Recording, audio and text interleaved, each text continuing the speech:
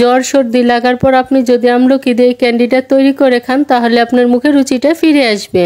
এখন বাজারে প্রচুর পরিমাণে আমলকি পাওয়া যাচ্ছে। এই আমলকি দিয়ে একবার যদি ক্যান্ডি তৈরি করে রাখেন তাহলে এটা অনেক দিন পর্যন্ত সংরক্ষণ করতে পারবেন। আমলকি দিয়ে ক্যান্ডি তৈরি করার জন্য এখানে আমি 250 গ্রাম আমলকি নিয়েছি। তারপরে এগুলোকে ছোট ছোট টুকরো করে কেটে বিচিটাকে ফেলে দিয়েছি। ক্যান্ডিটা তৈরি করার জন্য চুলায় 1 কাপ চিনি, আধা কাপ জল দিয়ে চিনিটাকে জাল করে নিচ্ছি। চিনিটা গলে গিয়েছে, এবার কেটে রাখা আমলকিগুলো এর মধ্যে দিয়ে দিচ্ছি।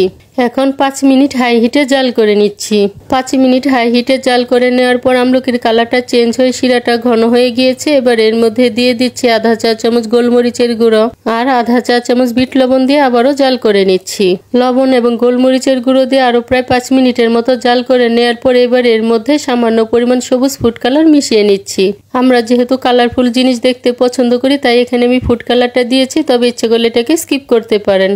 আমলকির ক্যান্ডিগুলো আমার তৈরি করে নেওয়া হয়ে গিয়েছে। এবার স্ট্রেনারে রেখে অতিরিক্ত শিরাটা ফেলে দিয়ে তারপর রোদে শুকিয়ে নিব।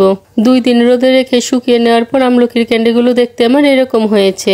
এখন এয়ারটাইট বয়ামে ভরে এগুলো আপনি অনেক দিন পর্যন্ত সংরক্ষণ করতে পারবেন।